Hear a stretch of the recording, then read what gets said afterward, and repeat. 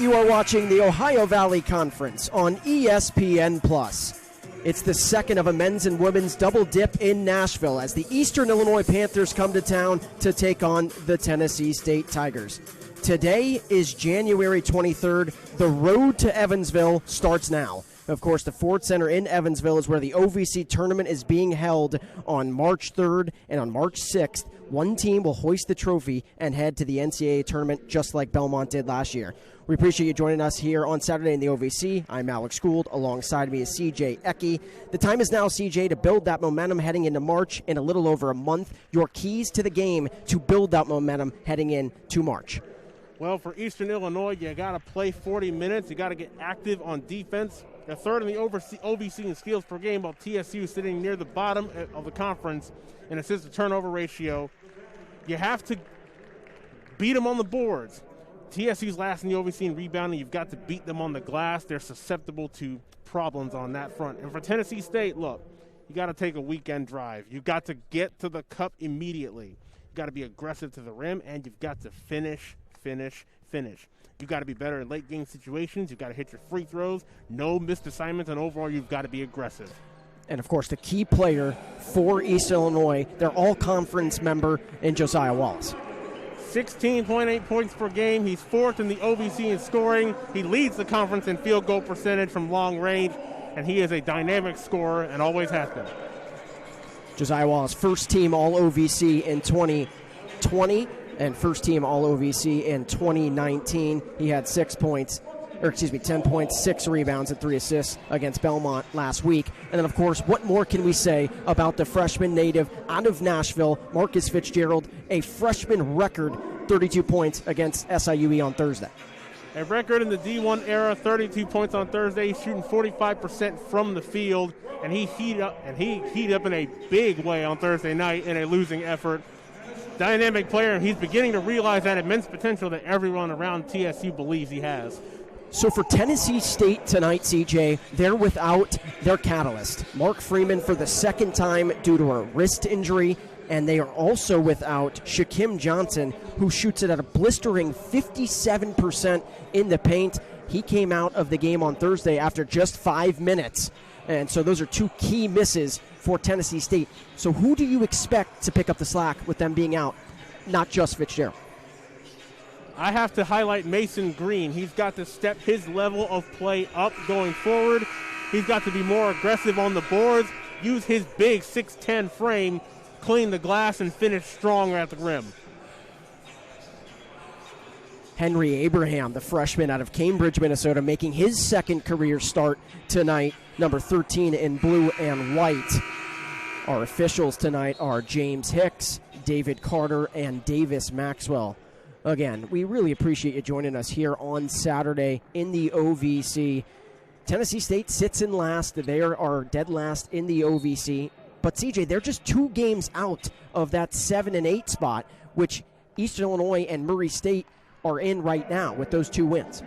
Yeah, this is a very important game for Tennessee State if they want to get positioning into the OVC tournament.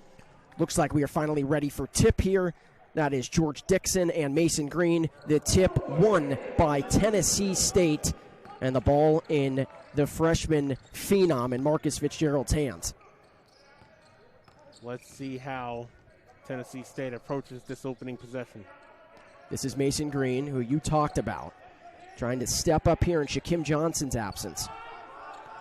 Fitzgerald's got 10 to shoot. He had 32 on Thursday. That 3 left short, but an offensive board for Green. And that's a good start for Mason Green. Mason Green, little floater, no good. Rebound to Kashawn Charles. That's Marvin Johnson. As we take a look at the starting lineups for Eastern Illinois, you got Johnson, who just had that rebound. Alarezo, the 4th, Abraham, Wallace, and Dixon. George Dixon, who had 12 points and 15 rebounds against Eastern Kentucky a couple of weeks ago. As he has the ball, he wants to take the mid-range jumper. That one is well short. We don't have a score yet. For Tennessee State, we talked about Marcus Fitzgerald. We talked about Mason Green. Monty Johal gets the start, as does the senior out of Denver, Colorado, Ravel Moody, and Yusuf Muhammad, who had a career day for himself the other night as we get a turnover. And, of course, those starting lineups are brought to you by Jostens. Jostens, the official recognition company of the OVC. This game is also brought to you by the Tennessee Highway Safety Office. Designate before you celebrate, because fans don't let fans drive drunk. Yeah, Ravel Moody gets a quick offensive foul, so not the way you want to start.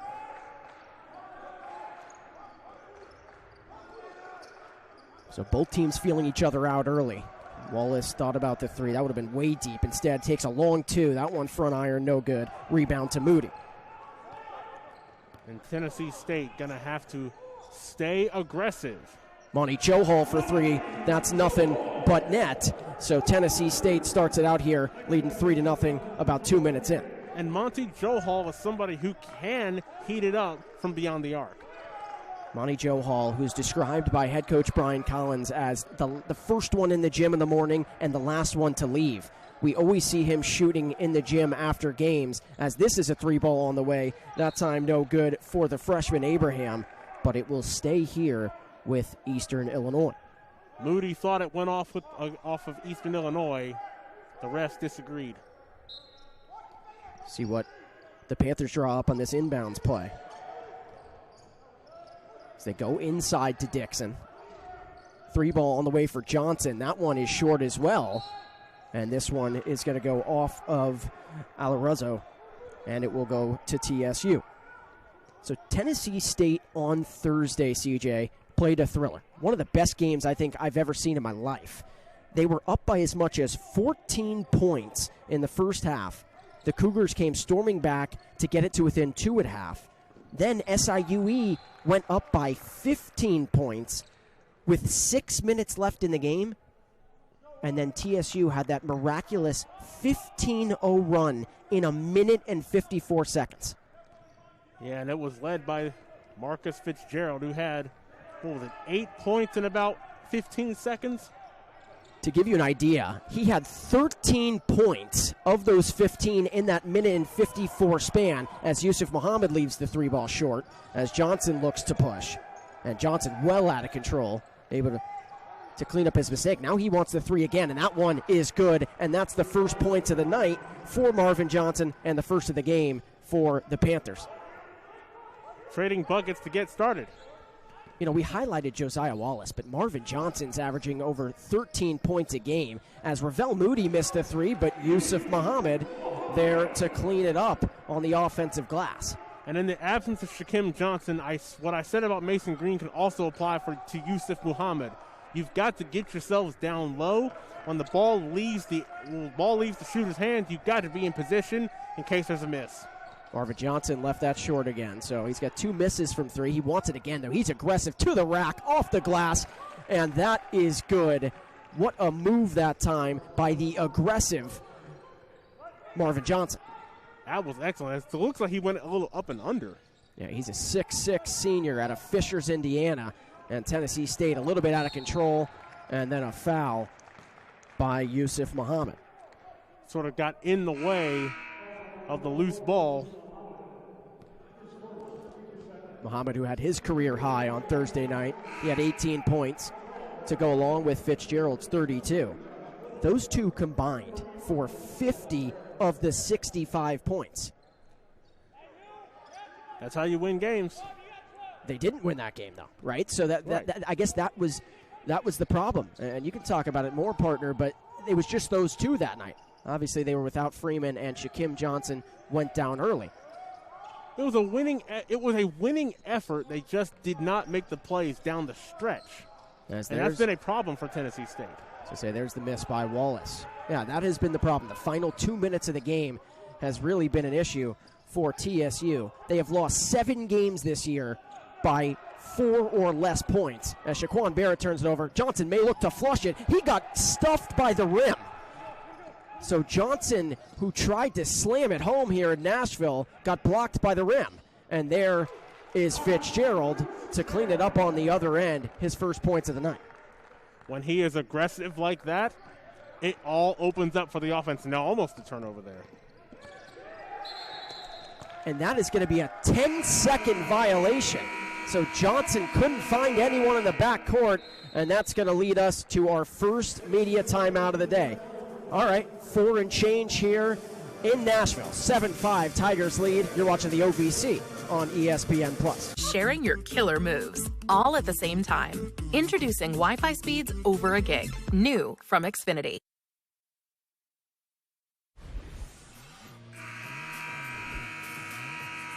Back here in Nashville, 7-5 Tigers lead the Panthers. Just about 4 and change in. 55th meeting all time, CJ. TSU leads at 31-24, and they're currently on a 2-game win streak. Yeah, last meeting, 84-79, Tennessee State prevailed. And if they want to get another opportunity at a win, they're going to have to be consistent. Series history presented by Kentucky Department of Fish and Wildlife, partner with us to protect Kentucky's wildlife heritage. So Tennessee State, a team who averages about 68 points a game. Eastern Illinois averages a tick over 72. So these two teams pretty even offensively, and that's not good shot selection that time by Fitzgerald as you get a shot clock violation. I think he's saying he got fouled. And then looking at the defenses, Eastern Illinois averages 76 points per game allowed, a little over that. Tennessee State a little bit better at 71. Could be a lot of points scored today. So you see Wallace for 3, hasn't been able to dial up anything yet. And he remains cold here in the first 5 minutes and 30 seconds as Fitzgerald with a tough find. But Josh Linder, I guess when you stand at 6'9", is able to corral it. And that 3 ball well short for Barrett. I like the pace of this game, and there's something about Evan Joyner getting some early minutes.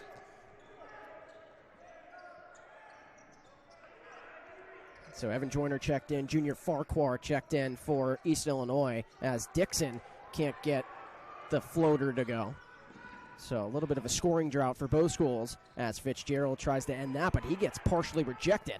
And now Wallace, see if he wants to head to the basket, instead finds Abraham on a long court pass as EIU brings it back out. Henry Abraham, who had 8 points against Belmont, his first career start. That's Dixon. He gets this one to go. We're tied up at 7. Nice up and under move. We got Josh Linder in the air, and it was no man's land. George Dixon, all OVC newcomer team last year. He's 7th in rebounding in the OVC and 4th in offensive rebounds a game. He pulls down just under 3 a game. He gets those offensive rebounds, CJ. He only stands at 6'5". As he tries to play defense on Mason Green. Does a nice job. As Green missed the shot. Both referees looking at each other. It's actually going to stay Tennessee State ball.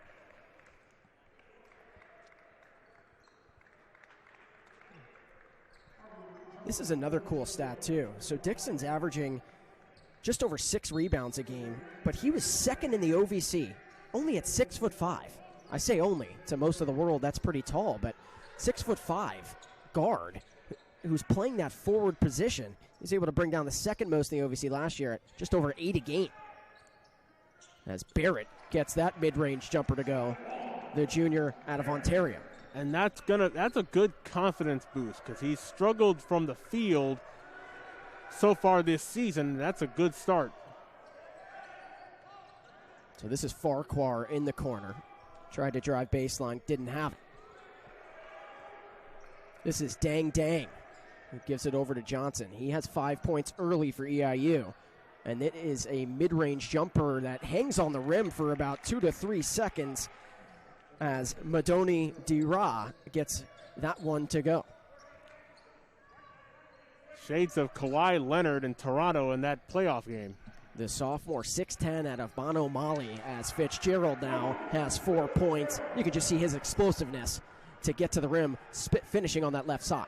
And he was happy with the result, but upset that he didn't get the foul.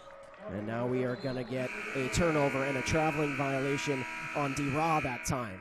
So that will take us to our second break. Tigers still cling to a 2-point lead here in Nashville. They lead it 11-9 here on the OVC network on ESPN+. Save money, get rewarded. The Home Depot, how doers get more done. That's Jay Spoonhour in his 9th season at the helm of Eastern Illinois. Took over back in 2012. It all started for him as a graduate assistant at the University of Central Missouri in 1994. And then, of course, had stints at St. Louis under his father from 96 to 99. He was the head coach at Wabash Valley. And now, of course, at the helm of EIU. And that is Brian Collins, known as Penny around these parts of Nashville, was a terrific player at Belmont in the OVC, led Belmont to the first ever NCAA tournament back in 2006 as Josh Linder makes it and muscles his way to the rack. Simple 2 points for him. That's the aggression that we're talking about. That's the attacking the basket at will, and that's what Tennessee State needs to do. So Josh Linder, the transfer out of Georgia State, he gets on the board here early. Problem for him all year, CJ, has been staying out of foul trouble.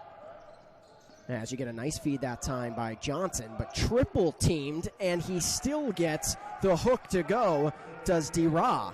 So he has 4 points. He averages only 2 on the year. That's tough work down low by Diarra.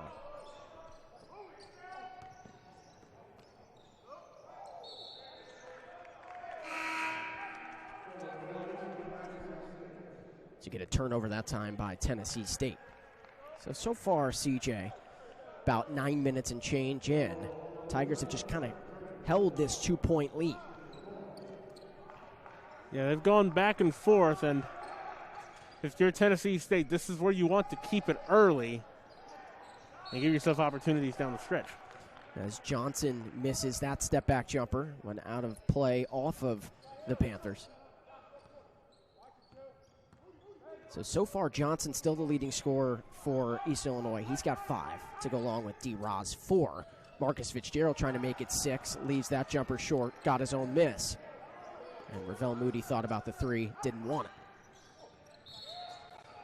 As you get a carry that time called on Marcus Fitzgerald. He can't believe it. Nonetheless, another turnover for Tennessee State. And they've tried to keep the turnovers down so far. Let's see if they can continue to do so. So Eastern Illinois, the Panthers, 2 NCAA tournament appearances, one back in 92 as a 15 seed. They played IU. IU actually wound up going to the Final Four, lost to Duke that year. And then in 2001, they played Arizona. Arizona did one better than IU in 1992. They made it to the final. They made it to the championship, lost to Duke that year. So it is a fact that every time that Eastern Illinois is in the NCAA tournament, Duke wins the national title. As that one was rejected, and the rebound to Moody. I like what Moody's been doing down low.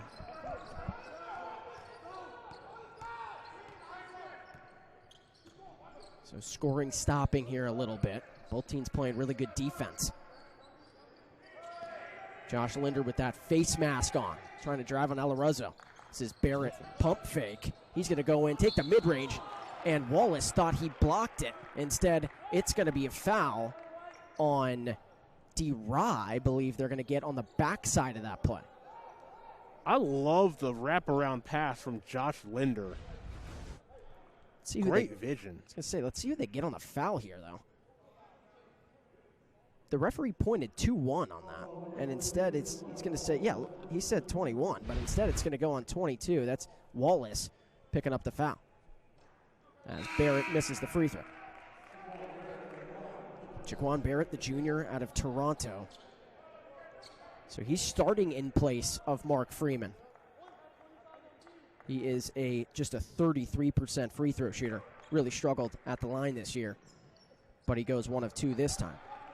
But Mark Freeman, to give you an idea of who they're missing these last 2 games, he's averaging just under 14 points a game, 11th best in the OVC. He's averaging just under 4 assists a game. That's 8th best in the Ohio Valley Conference. A very important piece for Tennessee State.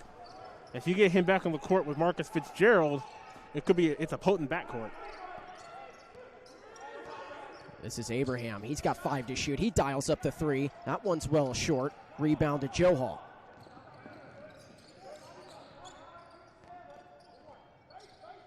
Monty Johal, he hit one earlier. That one is short as well. So both teams really stagnant here scoring the basketball. And I think all it's going to take is a couple of buckets to fall for both. But how do you create the offense, CJ? What does Eastern Illinois need to do to create chances for their main scorers? You have to move the ball. You have to get it down low. You have to get rotating shots to the bucket and not miss threes. That's another miss that time by Alarazzo. Eastern Illinois shooting at just 25% as Yusuf Muhammad tried to drive. Got partially rejected by Alarazzo, so Alarazzo gets the ball back. TSU showing a commitment to getting the ball to the rim. That is a turnover by Wallace. Sloppy game so far here in Nashville.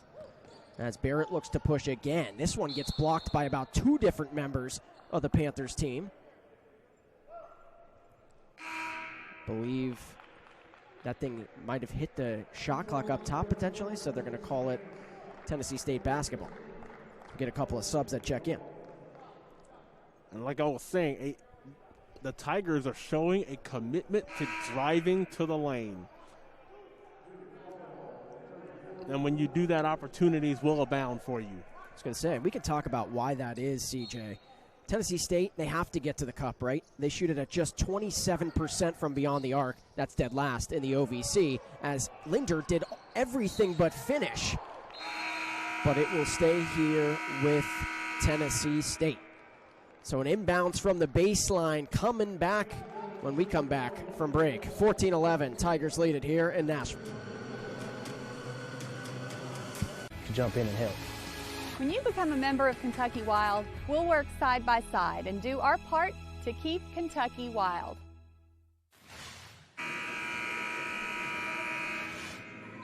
Back here in Nashville, 14-11 in favor of the Tigers. Listen, we've implemented this trivia here in the OVC.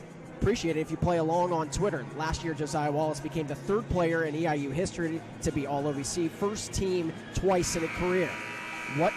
Who are the other two players at EIU that have achieved that same mark? So tweet us at AlexGould714 or hashtag OVC Trivia. That answer will be revealed later on. And I'll try and figure it out myself. Back to this game, and that's a nice move that time. Into the lane is Evan Joyner. He had his first points of his career as a freshman on Thursday. Now getting into the mix early here in the first half. Another opportunity for another young freshman to get some key minutes. That's Wallace, and he gets the jumper to go. A really smooth jumper that time as he puts up his first points of the night. He averages over 16 points a game. So Tennessee State's done a nice job of locking him down so far as Marcus Fitzgerald. Nothing but net. A terrific shot that time from deep. He's bringing that energy. He's bringing the juice, as they say. Set the freshman record in a Division I era for Tennessee State with 32 on Thursday. He's got 7 to lead all scorers. This is Dang Dang. Mid-range jumper, nothing but net. So soft. Dang Dang, who has only played in, now this is his 6th game of the season, averaging just 1.4 points per game. But he's coming back from a season-ending injury. So he had a season-ending injury last year, so he had to miss the first half of this season, or I should say the first quarter. So he's just starting to get healthy as Josh Linder picks up the charge. I mean, the commitment to driving to the lane, getting opportunities at the cup, and that's an unfortunate byproduct.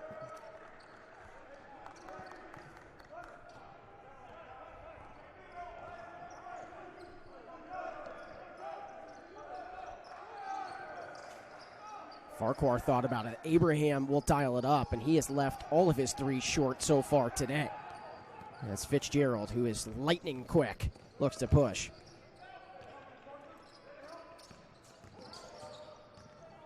Good defense here by the Panthers as they force Josh Linder to bring it back out. Now Linder will take a shot, an errant one, but gets the bank to go. And I think he also need George Dixon in a really bad spot. So Dixon is down. You hope that he's okay as he gets looked at by the trainer.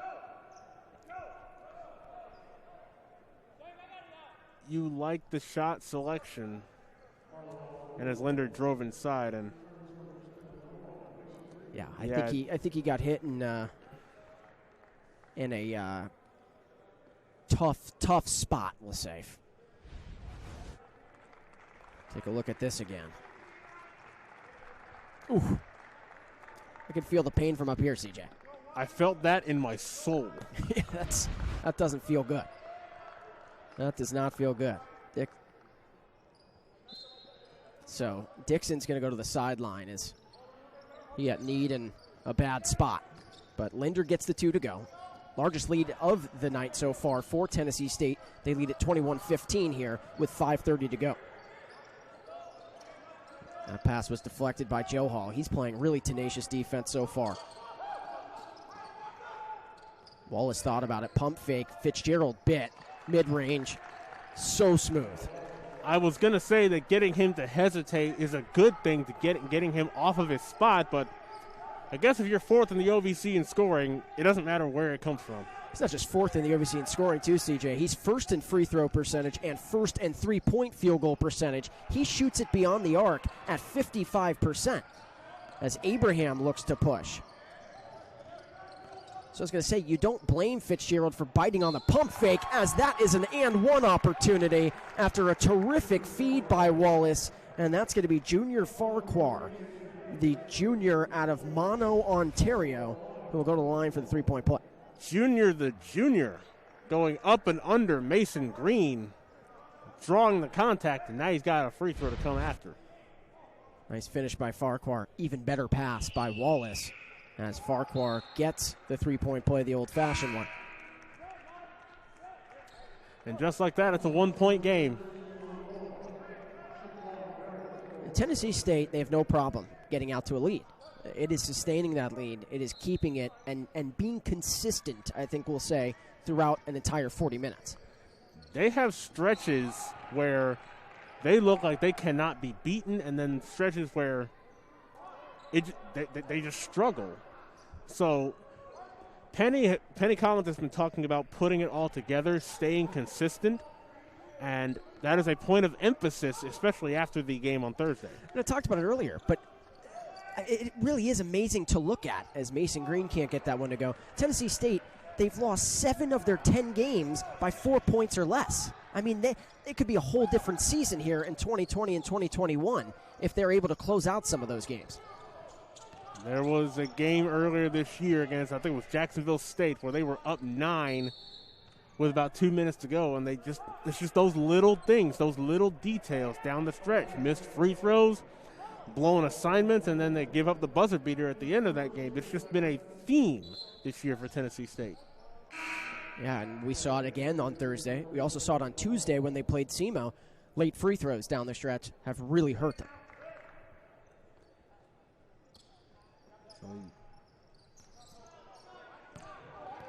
So a little backcourt miniature pressure that time by the Panthers, just keeping Tennessee State honest.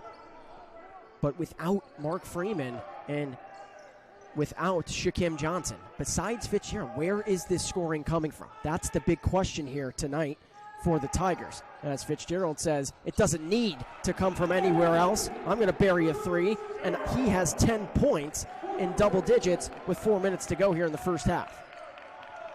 It's slow. It looks like it is slowing down for Marcus Fitzgerald. The number 1 point guard in the state of Nashville, Brian Collins was able to convince him to come here, and boy, was he a great addition.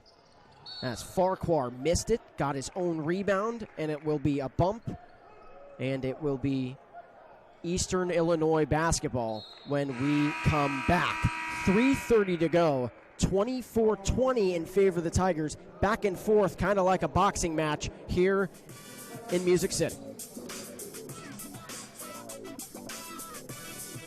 Purchase. Plus, they get members-only offers. Save time, save money, get rewarded. The Home Depot, how doers get more done. Back here inside the Gentry Center on the campus of Tennessee State University, Alex Gould, CJ Ecke, 24-20 in favor of the Tigers. Eastern Illinois, they're used to shooting it at 43%. Just shooting it at 33 today, and they're only shooting it from 12.5%, 1 of 8 from beyond the arc. Clearly shooting struggles, but they're still in this game.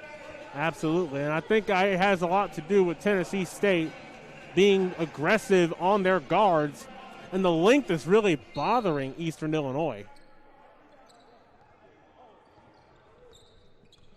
So it'll be a fun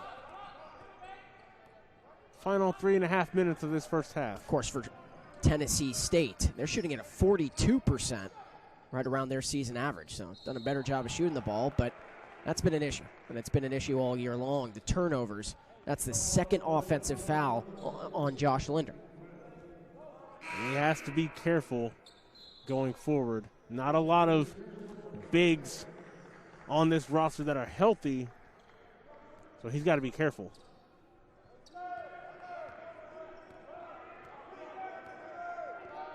So Josiah Wallace, 4 points. Johnson, 5. 2 leading scorers for East Illinois. Kind of been quiet, held in check. Saw a lot of Johnson the first couple of minutes, but hasn't really done anything since. As I don't know how Dang threaded the needle that time, but I believe Mason Green got a piece of that Dixon lay-in.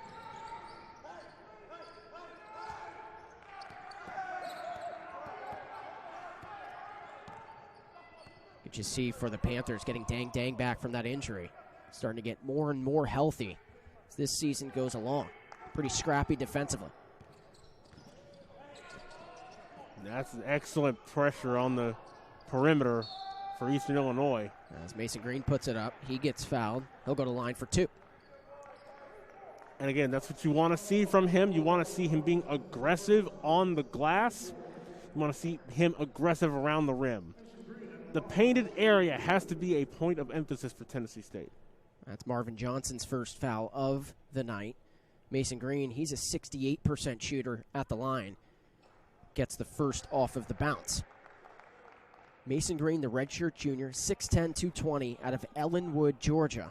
He started his career at Mercer, where he appeared in 16 games for the Bears, then transferred to Georgia Highlands, and now onto his third school in 3 years here at Tennessee State. So what does Eastern Illinois need to do here in the last 2 minutes, CJ, to create some offense? Get some movement leading to the rim. Move a lot better without the basketball. Get open looks. Josiah Wallace trying to move all on his own. The floater, that looked like Steph Curry getting in the lane, as Wallace has 6 points to lead all Eastern scores. Or alternative theory, you could let him do that. What a spin move. And the floater really did look like Steph on that last shot. This is Fitzgerald. He gets in nicely. And then the flush and finish for Mason Green. You said, CJ, that he needed to step up in the absence of Shaquem Johnson. He cleaned up the miss with vengeance that time. Crash the boards, especially for the bigs on the floor for Tennessee State. Excellent work by Mason Green. Then Mason Green picks up the foul on the other end of the floor. This is Johnson going to the line for 2. So this momentum building to March, right, and building to Evansville, where the tournament is being held. Used to be held here in Nashville. They changed that location a few years ago. Of course, there was no NCAA tournament last year. Belmont were the champs in a thrilling game against Murray State. That backdoor cut will be remembered forever by Bruins fans. But East Illinois, they sit in the 8th seed. They're trying to cling to that, of course, trying to move up as much as they can. But down here by 4 points to Tennessee State, who is in dead last, they are trying to find a way to come back. It is going to be an interesting look down the stretch to see who gets into that top 8 in the OVC. I think if Tennessee State gets a little healthier, they'll have just as good a shot as anybody. I believe goaltending is going to be called. Yeah, good find by Fitzgerald. Mason Green had position. Goaltending going to be called on D-Ra. I think that ball is about, it was starting its trajectory down. But back to that, Eastern Illinois. This is a big game for both programs. And each one of them, again, has as good a chance as any to get to that 8th spot. Yeah, I mentioned earlier, Tennessee State, they're just a couple of games out of that 8th spot. Murray State and Eastern Illinois are tied with 2 wins as Wallace from way deep. That was a really good defensive possession that time by the Tigers. Ravel Moody thought about pushing and smartly brings it back. That shot was affected by Evan Joyner, and his length is really bothering these guards for Eastern Illinois. So 5-second differential here between game clock and shot clock. A 6-point lead for the Tigers. Fitzgerald wants the pick from Green. He now has the big man, and he threw that about 100 miles an hour. Ravel Moody couldn't even touch it. It'll be a turnover for Tennessee State. And now a chance for the Panthers to climb back in this thing with 8.8 on the clock. That ball has some smoke on it. See what Eastern Illinois does. This is Johnson here. 4 seconds. Dang. See if he wants to create. Abraham for 3. No good. Left it short, as much as he did all of that first half. And that will take us to halftime. 30-24. Tennessee State leads it here on Saturday night in the OVC. We'll have halftime stats, a couple of highlights. We'll talk about the game when we come back.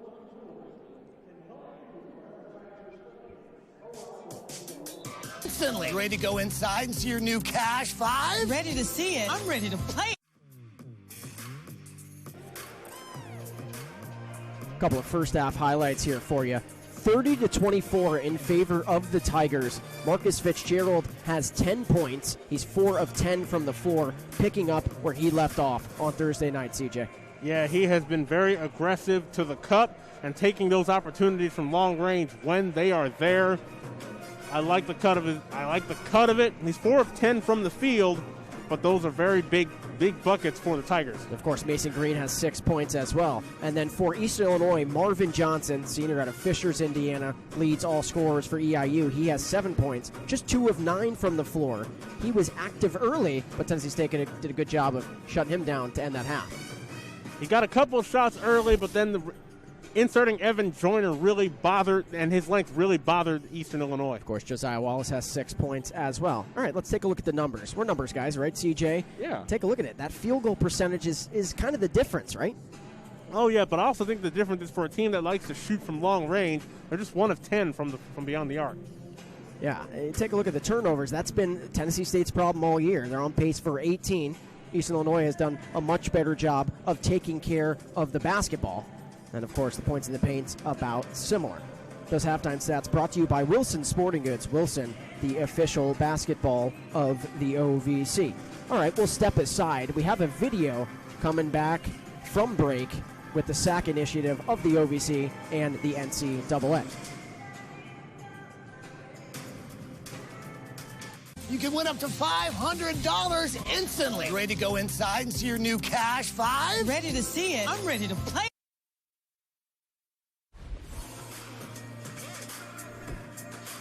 About 2 minutes till the start of the second half. Take a look at a few scores around the Ohio Valley Conference. Of course, SEMO and Eastern Kentucky was postponed. But how about the Eagles of Morehead State? 7-2 already in the conference. I don't think a lot of people saw this coming. About to improve to 8-2. They're up by 31 against UT Martin. Ooh, that's a surprise. Broome has 13 in that game. Baker with 12. Cooper with 13. Then, of course, Belmont. I mean, it was almost disrespectful a little bit, right, for them to be picked third in the Ohio Valley Conference after winning it last year. I know they lost a lot of guys, but look at what they're doing.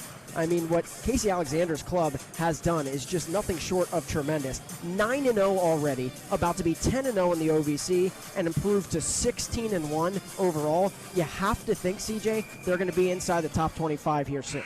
Yeah, what was that Michael Jordan meme from The Last Dance? And they took that personally. Absolutely. Then, of course, the preseason favorites up by 4 against Jacksonville State, 32-28. All right.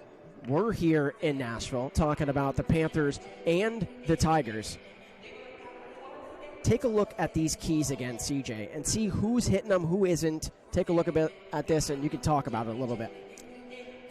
Well, Eastern Illinois has been active. They've done what they were supposed to do. They just haven't had the shots fall. And Tennessee State's been better on the boards, and it hasn't really worked out for them. For Tennessee State, yes, they have been aggressive going to the cup, and we'll wait till we see the second half to see if they can finish this game. They're up by 6. Can they close it out? Only time will tell on that department. So we talked about Tennessee State missing Mark Freeman due to a wrist injury. Shaquem Johnson got bumped. Not exactly sure why he's out, but he missed 35 minutes against SIUE on Thursday, and now missing this game today. But we need to talk more, too, about the Panthers, CJ. They only have 3 deep on the bench. That is not easy, especially this late in the season. When the legs are tired, the mind is going. They're playing with only 8 guys. Yeah, and I think it's something that's going to be worth watching to see what happens. I think fatigue is going to be a factor for Eastern Illinois, and it's going to be up to Jay Spoonhauer, their head coach, to see how he can manipulate and tweak this roster and tweak this rotation to get them through this game. Yeah, they're missing Max Smith, who's a 9-point scorer a game. They're missing Kashawn Charles, who is a 7.5 points per game guy, a couple of seniors. And look at that, a witty play from the senior to pick the pocket of Yusuf Muhammad. And that is 2 quick points, 9 of the night for Johnson. Always staying with it.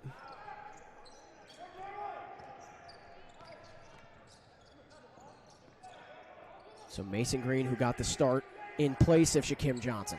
Trying to find Joe Hall, couldn't. Wallace intercepted it like a quarterback in football. He's looking to lay it in, but then a nice rejection on the trail that time by Mason Green, who says, my bad for turning it over, but I was going to make sure that wasn't an easy 2 points for 22 in blue and white. Look at the way he's running the floor. He does not give up on the play. Excellent block from behind by Mason Green. He has really stepped his game up today.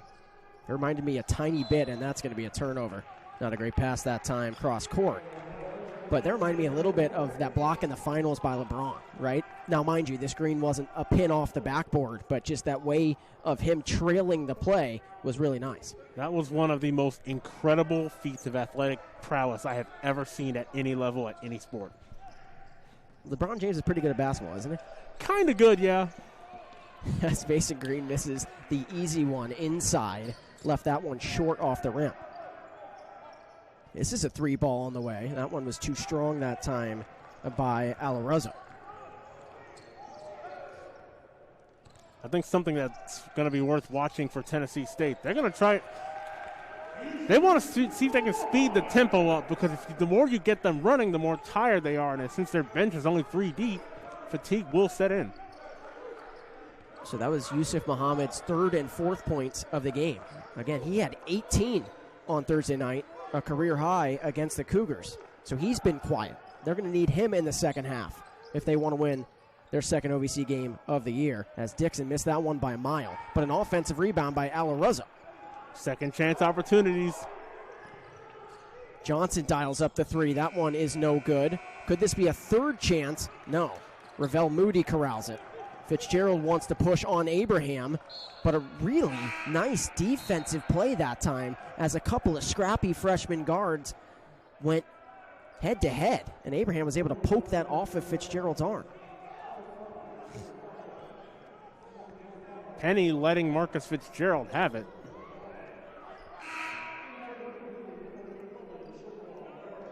Brian Collins, of course, 3rd season at the helm. Talked about him earlier, but he never stops coaching.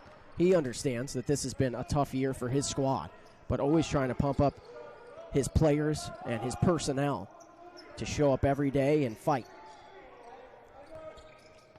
Quick story about Penny. One of the first times that I was here at Tennessee State, He had just had a little knee procedure done, so he was getting himself ready. So as they're running, he's running with the team. And I really think that's something that is worth mentioning when it comes to coaches. As another second chance opportunity, again, this time by D-Ra, who gets fouled, and he'll go to the line for 2. Always a kid at heart, right? And always a player at heart is Brian Collins. Everyone respects him around the OVC, especially what he did in the A-Sun at Belmont, and then, of course, the OVC when they moved in. Letting them know that he is with them. He's with them in the fight no matter what. That if they're going to do it, he's going to be right there with them. Absolutely. There's a couple of subs check back in as D-Ra hit that first. He's out of Bamako, Mali. The sophomore, 6'10", 240. He's like both of you and I put together, CJ. Another West African. As D-Ra sinks both. So now that 6-point lead at half, down to 4 here early, as that's a nice defensive stop that time by Johnson. Was able to poke that away. Now he wants to push. Always aggressive is number 4. Excellent ball movement. Alarazo for 3, nothing but net. And it's a 5-point swing here as the TSU lead shrinks to 1. This is where Tennessee State needs to settle down. No Mark Freeman, no Shaquem Johnson, no Carlos Marshall Jr. all season. He had surgery, their preseason second-team all-conference. Hasn't played a single minute. Ravel Moody pump fake, then he dialed it up. That one left strong. And now the Panthers on the road, momentum to march, have a chance to try and take a lead. Their first lead in a long time since early minutes in the first half. Given a sort of 1-3-1 look. As Johnson can't get the long-range jumper. Did you like that shot selection that time? I don't mind it. I don't mind the shot selection. You just have to find a way to move the ball a little bit better. As Linder forgot to dribble before he went to the rack. And that will take us to our first media timeout of the second half. 4 and change into this second half here in Nashville. It's a close one. 32-31 in favor of the Tigers.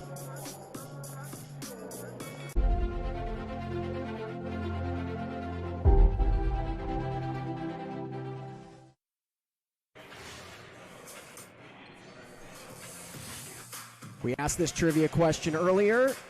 We did get a correct response, CJ. We got a correct response. The correct answer was Kyle Hill in 2000 and 2001, and then Henry Domerkant in 01, 02, and 03. Shout out to Dob23, at Dob23, Don O'Brien, big-time EIU fan. Got that correctly. As we take a look at our TSU trivia question here. So this TSU trivia question, Marcus Fitzgerald scored 32 points Thursday against SIUE. What former Tiger scored the most points in a game in the Division I era? Tweet us, hashtag OVC Trivia, Alex Gould 714 on Twitter, and play along with us. But nice job by Don O'Brien to get that right. Hill was second in the NCAA in scoring with 23.8 points per game. Domerkant was fifth with 22.8 in that 2000-2001 season. You wonder why they made the NCAA tournament, CJ, as Marvin Johnson gives the Panthers their first lead of the game since early minutes in the first half. They've been the aggressor early on in this second half. Let's see how Tennessee State responds. Nice pass that time as Linder gets to the rack, gets fouled, and he'll go to the line for 2. So Kyle Hill, of course, third-time all-leading scorer all-time in EIU history with 18-19. And then, of course, Domerkant, the best scorer ever in the history of EIU. Hill was drafted in the second round by the Mavericks. Never wound up playing a game in the NBA. As you take a look at some of the guys out for Tennessee State, that is Mark Freeman on your left, and then in the middle is Shaquem Johnson, and then on the right is Carlos Marshall Jr. And they're down by 1 point here. Could be tied if Linder can sink this. So they're fighting without those guys. Those three very instrumental in their 18-win season last year. And look at that turnover. Look at that turnover and a nice job by Ravel Moody to find Shaquan Barrett. This has probably been, wouldn't you say, the best part of TSU's game is the backcourt press, as Moody got it and then threw it away. I'm saying it right now, Evan Joyner has a chance to be a very, very good defensive player for these Tiger group. I love his length, and I love his activity. Oh, what a no-look pass that time by Johnson, but Dang couldn't finish it. Wow. That was Chris Paul, Steve Nash, Jason Williams we talked about the other day, S from Johnson, but Dang couldn't finish it for the assist. That was fun, huh? That was a nice pass that time by Johnson. What a sequence. All right, Fitzgerald, he's been a little bit quiet here in the second half. He had 10 in the first. Finds Moody, baseline, reverse lay-in is good. And this Tennessee State miniature crowd loves it. Nice up and under Ravel Moody, showing some craft. Look at Johnson, though, too, on the other end, splitting about 3 defenders for Tennessee State. And now you got a mismatch. Exploited nicely, but you're going to get a travel. A really good job by Johnson to find that mismatch. But then D-Ra didn't dribble the basketball before he tried to put it up. And here's where it's going to start wearing on Eastern Illinois. Can Tennessee State turn the pressure up on both ends of the floor? 6 minutes in. Marcus Fitzgerald, step back 3. That one well long that time for him. So Eastern Illinois shutting down Fitzgerald here in the second half, but they still have had a tough go of it offensively, as D-Ra almost had a second chance opportunity, but Joyner was able to get the basketball. Fitzgerald lob to Linder, too strong on the lob, as Josh Linder wanted to be on SC top 10. I think he would have been had they connected. Of course, we saw one of those earlier this year. Shaquem Johnson got a lob from Shaquan Barrett, which made the SC top 10. It was the number 7 play on SportsCenter.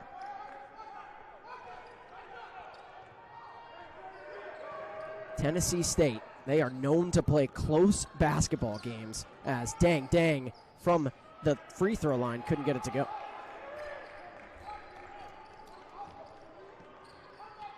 You think Tennessee State needs to slow it down a little bit here? I actually don't. I know it's going to sound different when I say that, but 3 guys on the bench, speed the tempo up, get them off the floor as much as you can. As Fitzgerald couldn't get it to go again. Might have been partially rejected, as Abraham is thinking about pushing here. And yeah, you said it again. We mentioned it. Johnson for 3, step back, well short. It seems like both teams' shot selection hasn't been great here in the second half. Mind you, really good defense on both sides. That's true. I think both teams really need to be the aggressor, get to the cup a lot more. Fitzgerald wants Johnson. Look at this. Freshman wants the senior. And he got fouled as Dang tried to strip it. And it looks like instead that they're going to get the foul. Yeah, it is going to go on Dang. Take a look. Fitzgerald saying, I got him. And then the reach in by Dang.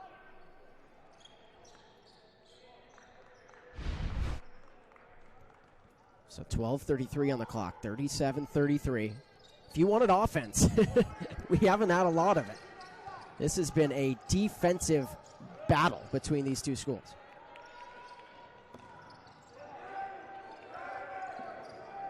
Both playing tight on-ball defense. Josh Linder wants to run the point here. The big man, transfer from Georgia State, step back jumper, got it to go from about 10 feet. Look at that move, going between the legs and falling away. Josh Linder. Linder at 6'8", 210. Kathleen, Georgia native. He wanted to run the point. He wanted to be Magic Johnson-esque with that size, as Wallace has had a really tough day here in Nashville. the Tigers' length is really bothering this Eastern Illinois group. I said it before, almost a dunk by Evan Joyner. And that will take us to the break. So a couple of free throws when we come back for Evan Joyner, the freshman. Tigers cling to a 6-point lead.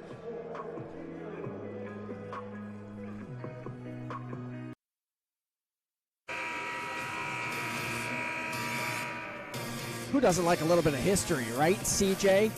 I mean, we're going to talk about this day, January 23rd, in the history of these two schools. As we take a look, back in 2010, Eastern Illinois was able to knock off UT Martin 60-46. They held UT Martin to 27% shooting.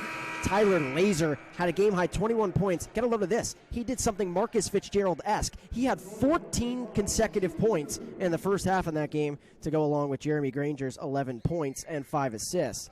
As Joyner gets the first to go. Of course, for Tennessee State, they knocked off UMKC 84-71 back in 1993.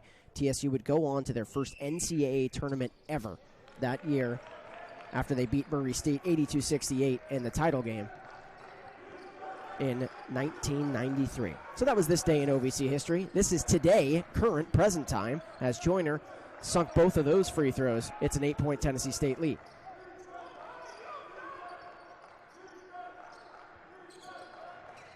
So both of these schools without some studs today, as Wallace has had to try and pick up for missing Kashawn Charles and a couple of others, especially Max Smith, who broke the all-time NCAA record for consecutive threes made in a game. That got snapped finally a couple weeks ago. As Joyner tried to flush it, he couldn't. Might have been partially rejected. Got his own miss. Got it to go. It circled the drain and went down. Evan Joyner. Evan Joyner with a freshman high for him. 6 points tonight. The freshman out of Greensboro, North Carolina, trying to step up as another freshman, Abraham, knocks down a deep, deep three from that McClendon court sign. Elite scoring guard in high school, all-time leading scorer, and that's a big three for Eastern Illinois. So no Marcus Fitzgerald on the floor as Monty Joe Hall missed that by a mile. So still a 7-point Tigers lead. Wallace wants Joyner. He wants the freshman. He tried to fit it in to Dara and couldn't do it. Said Dara, of course, D-Ra. He couldn't do it, though. And so another turnover for the Panthers. As Tennessee State slows it down. Under 10 to play. Wanting that Linder screen. As Barrett wants the three, you're going to get a foul off the ball, and it's going to be Josh Linder with his third foul of the night and his third offensive foul of the night. Josh Linder has to avoid getting in trouble. They need his presence on the floor. So you talked about Henry Abraham, who made that last three, now has the ball. He ranked second in the state of Minnesota his senior year in scoring. He averaged 33.6 points per game. That's crazy. Just unbelievable. And he gets his second start again tonight. Now he's got the basketball. He wants to create with 5 to shoot. Wallace is going to dial up a corner three. That one nowhere's close. But an offensive rebound for D-Ra, who puts it off of the rim. And the rebound to Muhammad. Tennessee State has been aggressive on the boards. We're going to get a foul that time. I believe it was on Wallace. So that is Wallace's second personal. So taking a look at the shooting percentages, Tennessee State still pretty good. 44%. They are only 3 of 12 from beyond the arc. But then looking at Eastern Illinois, they're shooting under 29% and under 17% from 3. And that is the key difference, CJ. And going into the season, I said that Tennessee State's length can give a lot of teams problems as Monty Johal hits a big three. But today, you're seeing a lot of the smaller guards for Eastern Illinois just have a hard time with guys like Monty Johal and Ravel Moody at 6'6", Yusuf Muhammad at 6'10", Linder at 6'8". They're having a hard time getting around that length. As D-Ra, another turnover, another traveling violation. And this is the largest lead of the night for Tennessee State. They are up by 10. Can they close it out is the question. We're getting to that point where every possession will begin to matter. They led by 13 as Shaquan Barrett got bumped, got fouled, got the bucket to go, and he has a chance at a three-point play at the line. That's got to feel good for Shaquan Barrett.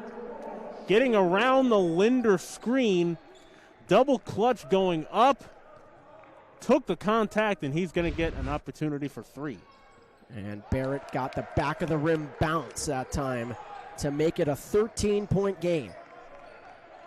And let me tell you, Tennessee State, they're happy to be up 13. They don't want to talk about the number 13 again, though. They were up by 13 with 9:45 left against the Chattanooga Mocs earlier this year and lost that game. They're up by 13 against Jacksonville State as well, as Monty Johal in transition couldn't get it to go.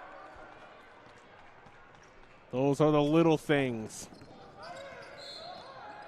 As I believe we're going to get a timeout called, I think, that time by Jay Spoonhour. But it is the largest lead of the night for Tennessee State. 7:51 to go. They lead it by 13 here in Nashville. Jump in and help. When you become a member of Kentucky Wild, we'll work side by side and do our part to keep Kentucky wild.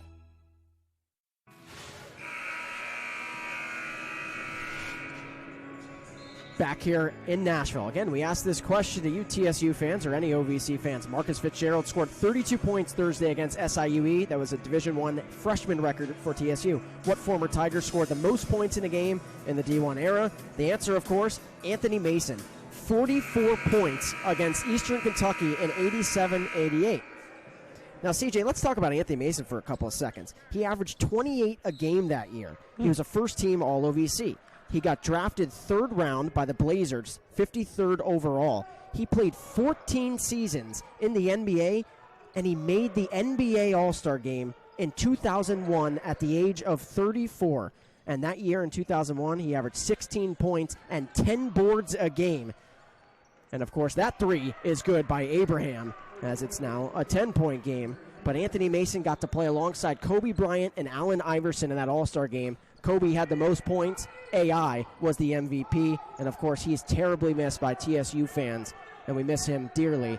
But anytime you can talk about Anthony Mason around these parts, you have to. Absolutely. Couple of guys in that All-Star game who are missed terribly. Absolutely. And, of course, it's coming up on that 1 year for Kobe Bryant as we get another media timeout here.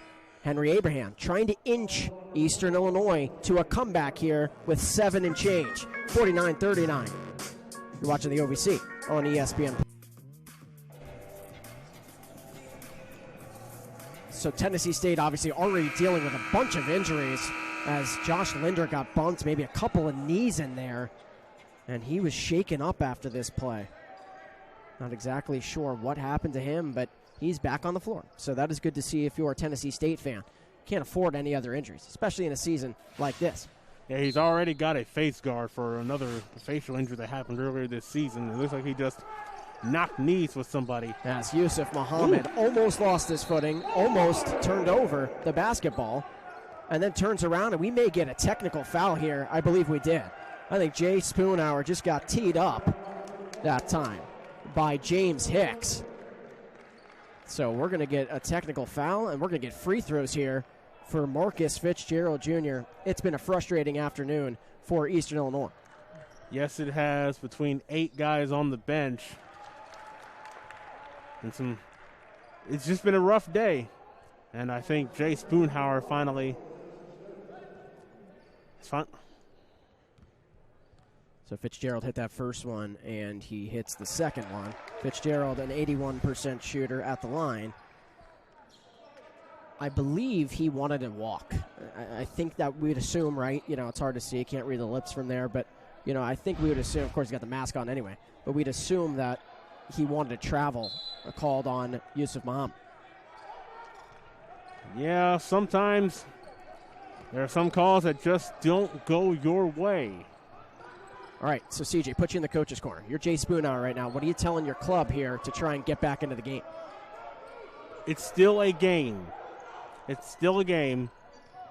And you remind them that this team that you are up against is known for losing close games, so you just got to keep it close. Get it to about 5-6 points by 5 minutes. And speaking of it, that this game's not over. I know a lot of Panthers fans are sitting there saying, come on, 14 points, 6:24 to go. But on Thursday night, Tennessee State was down by 15 with exactly 6 minutes on the clock. They erased a 15-point deficit in the matter of a minute and 54 seconds. Minute and 54 seconds. 13 of those 15 were scored by Marcus Fitzgerald, as we get a bump by Fitzgerald that time on Wallace as he slams the ball in frustration. But to give you an idea, Marcus Fitzgerald scored 8 points in 26 seconds on Thursday night. 8 points in 26 seconds. That is Reggie Miller-esque. He scored 8 points in 9 seconds in a playoff game against the Knicks. Tracy McGrady-esque, who scored 13 points in 33 seconds. I remember that game. Tennessee State scored a point every 7.6 seconds. Sometimes I can't even tie my shoe in 7.6 seconds as Johnson misses the three.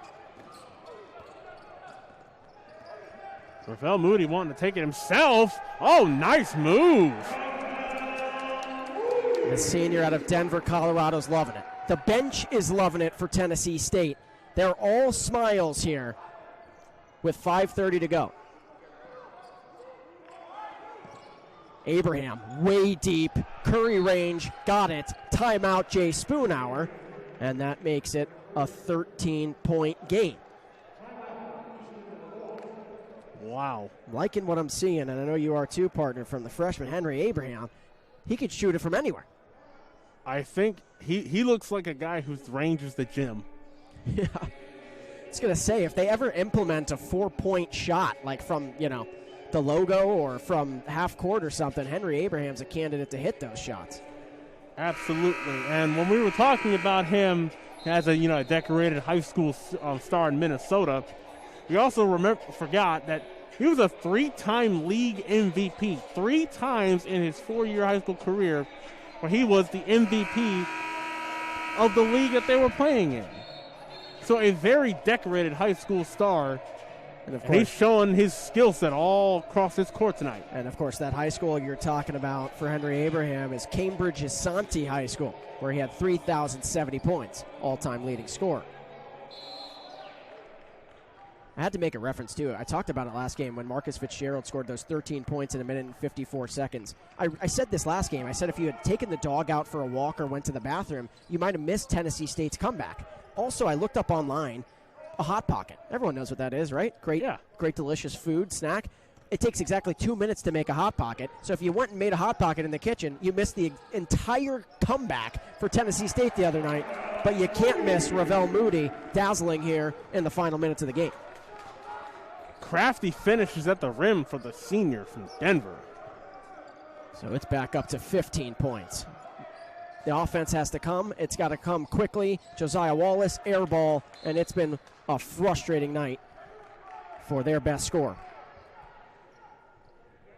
The quickness of Marcus Fitzgerald and Shaquan Barrett, the length of Linder and Muhammad, and the defense of Moody and Evan Joyner when he's on the floor, it's made life difficult for Eastern Illinois. So you get a travel by Yusuf Muhammad. That's the same travel that Spoonhour wanted a couple of possessions ago. But so the OVC tournament this year, CJ, it could potentially be a little bit different. Normally, of course, the top 2 seeds get a double bye. The 3 and 4 seeds get a single bye. The 5 plays the 8, 6 plays the 7. But this year, if there isn't a full conference slate played by the top 8 schools that are in, they're going to go a traditional set, as Abraham misses the 3, of a 1 versus 8, 2-7, 3-6, 4-5, just for this season. And I think that's because of SIU Edwardsville. They haven't played Thursday night. They haven't played a game it was their first game in a month. And I know SIU Edwardsville is hoping that they can get the majority of the games that they have left played, because it would be a shame if they weren't able to get that played and be eligible for the OVC tournament.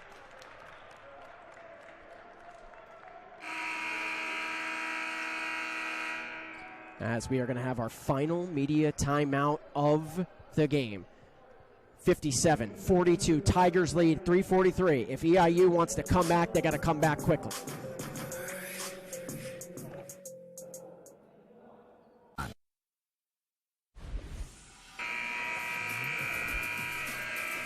(57-42) in favor of Tennessee State as they look for their second OVC win of the year. All right, take a look at the standings. Belmont, of course, is about to improve to 10-0, 16-1 overall. Morehead State about to climb up and improve to 8-2. Morehead State, Eastern Kentucky, without Jamaru Brown, CJ, have a chance to win the league if they can knock off the Bruins. It's a very, very big game for Eastern Kentucky. They got postponed, of course, today, as that's a turnover for Tennessee State out of the break. Well, I would think that eventually they're going to get it played, because it's too important not to, and I understand via the COVID issue. Oh, absolutely, they'll get that play. Yeah, no question. Obviously, we'll reschedule that. But Belmont, right now, to give you an idea, 5 minutes left in the game, they're up 100-50 on SIUE. They're up by 50 points. They've scored 100 tonight. The Bruins are a juggernaut that doesn't stop. Oh, mercy. And I'll tell you, this defense hasn't stopped tonight for Tennessee State. Just caused fits for this Panthers team, as Marcus Fitzgerald looks to create. Left that well short. Might have been partially deflected, but Abraham couldn't save it. It'll stay Tennessee State basketball. I know I have said this a lot today, but I believe it. Inserting Evan Joyner into the lineup, I know he's not on the floor right now, but inserting him into the lineup, giving him more minutes, I know due to the injuries that they have suffered at key positions, Evan Joyner has played well, especially on the defensive end. Absolutely, as Ravel Moody's played well on the offensive end. He now has 8 points, and he was shut out in the first half. He's got 8 points in like the last 4 minutes. He has warmed up. As Abraham dials up another three. And he has stayed warm. Yeah, they have not been able to stop the freshman from deep. He's got 12 points now to lead all Panthers scores.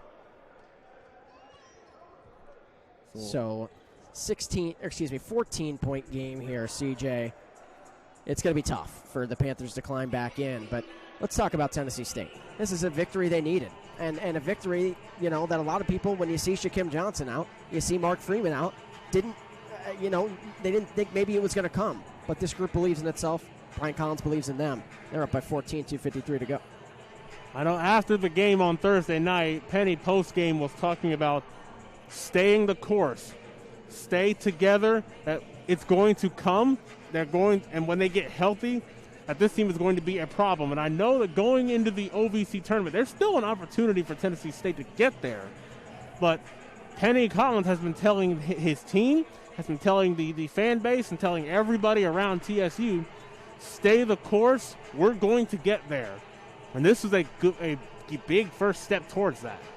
Yeah, and listen, there was plenty of time. Mind you, we like to build up March, right? We can feel the atmosphere every time these guys step in the gym. You can feel it pretty much all season, especially since there was no NCAA tournament last year. But there's still 10 games to go after this for both schools, so there's a lot of wiggle room in those standings. So, mind you, a loss here for the Panthers is not going to crush their season and take them out by any means. But, of course, as you get later, you get into February, you want to be playing your best basketball down the stretch. And theoretically, they're going to get Shaquem Johnson back. They could get Mark Ingram back in a few games. Mark Freeman, of course. Mark Freeman. And the door has not been closed on Carlos Marshall this season. Penny Collins has been talking about indefinitely does not mean that he's not going to play at all this year. They're just going to wait and see how he feels. If he's not able to play this year, then he's not. But if he is, then it's going to be a big help for TSU going forward. believe the referees here are looking at, TSU is called a 30-second timeout. Thought the referees were looking at something. But, okay, yeah, so we've talked about Tennessee State. But for Eastern Illinois, they have 10 games left, right, in this slate. And I keep saying 10 games left. They have 12 games left in this slate coming up. So they have plenty of time to work those standings. But as it sits now, Tennessee State holds on to win this game, up 14, 2:43 to go. They are going to likely improve to 3-10 overall, 2-8 in the OVC. Panthers drop to 5-10 and 2-6 in the Ohio Valley Conference. But again, we always have to mention it. We saw Tennessee State score 15 points in a minute and 54 seconds.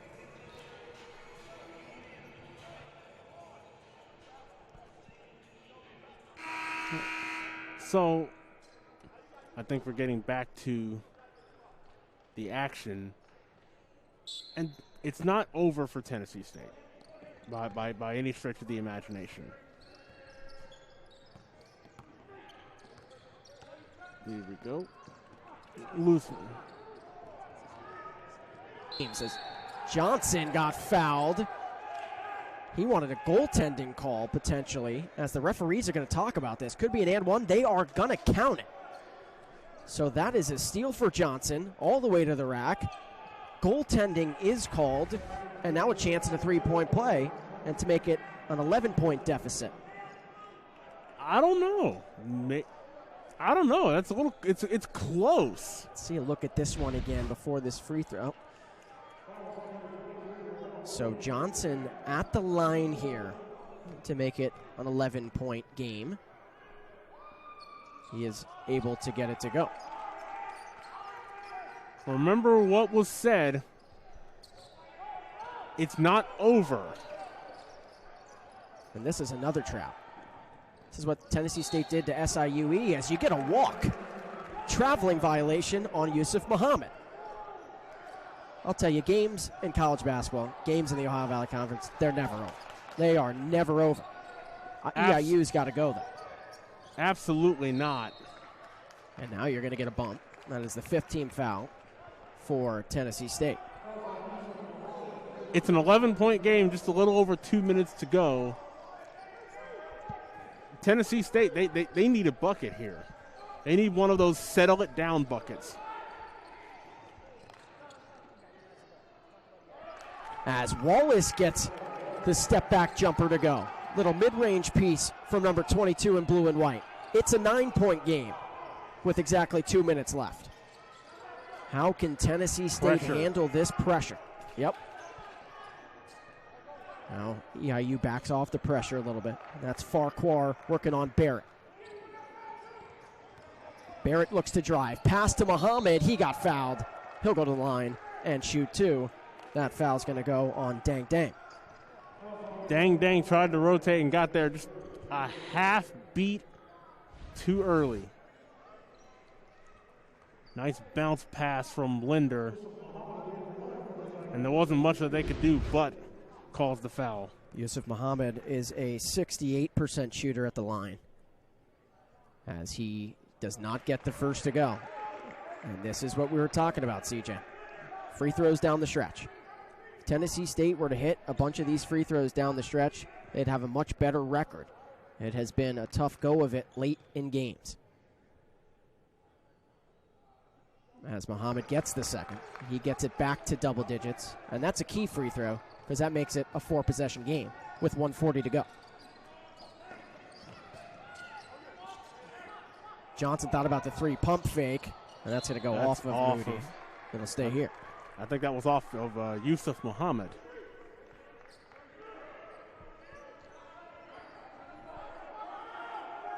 Abraham, he's had the hot hand from deep. That one's well off. Might have been partially tipped that time by Muhammad.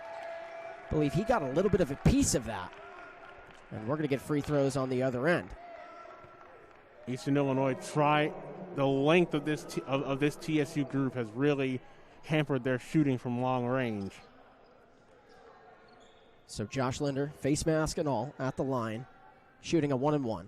That was the 9th team foul on Eastern Illinois. Linder is a 70% shooter coming into tonight from the line. And gets that one to go. So Josh Linder, who spent 3 seasons at Georgia State, transferred over here. This was really his first year, as Brian Collins told us earlier this season, of him getting a taste of the starting lineup a lot, being an integral part of this team. So he misses the second 11-point game.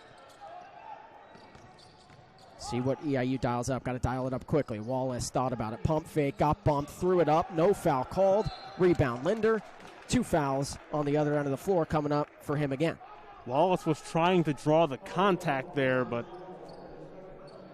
refs didn't think that it was enough.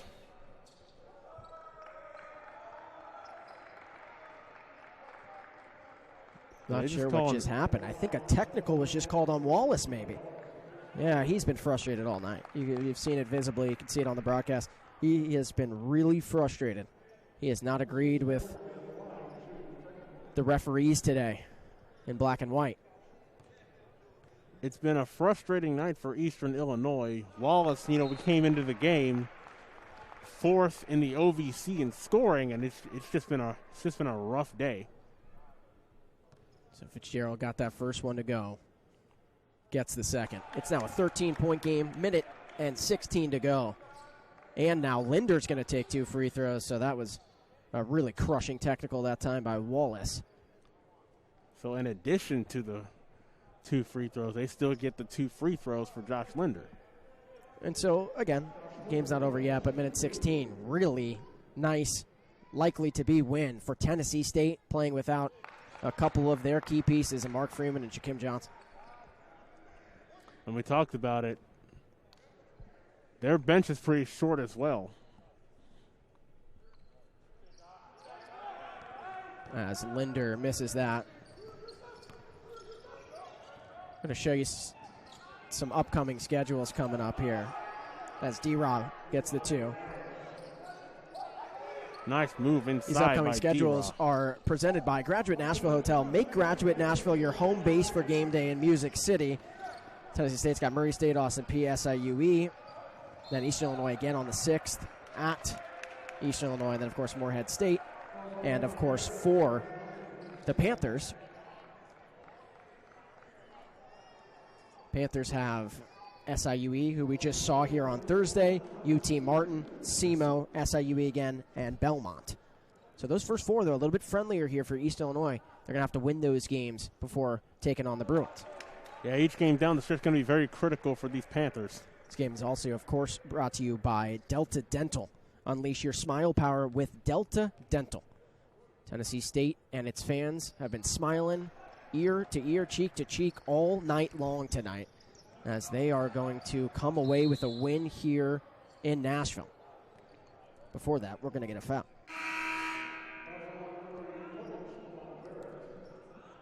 Here comes Evan Joyner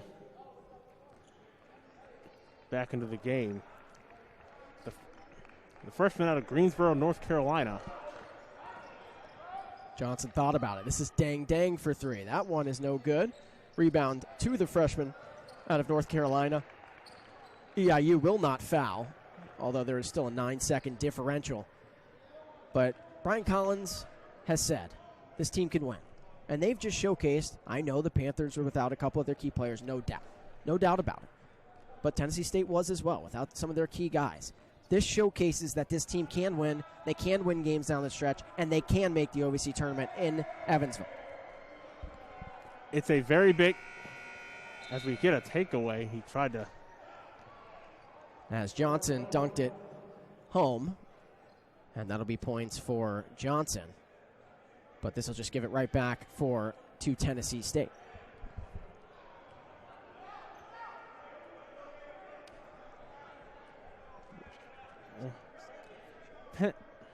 I don't think, to me, I don't think Penny liked that. I don't think they.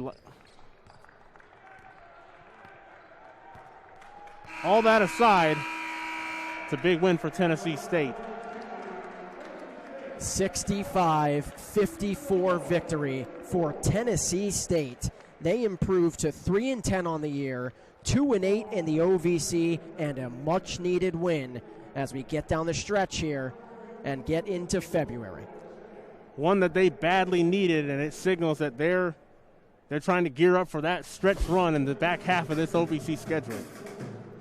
Of course, take a look at some of these stats. 13 for Marcus Fitzgerald. The freshman does it all. 6 for Joe Hall, 6 for Green, 8 for Moody, 7 for Muhammad. A lot of players right there near double figures. For C.J. Ecke, Bryce Robinson, Jonathan Owens, our terrific crew, I'm Alex Gould saying so long, where the final score is Tennessee State 65, Eastern Illinois 54. All games airing on ESPN networks are streaming live and archived on the ESPN app. This has been a presentation of ESPN. Be safe. Enjoy your weekend.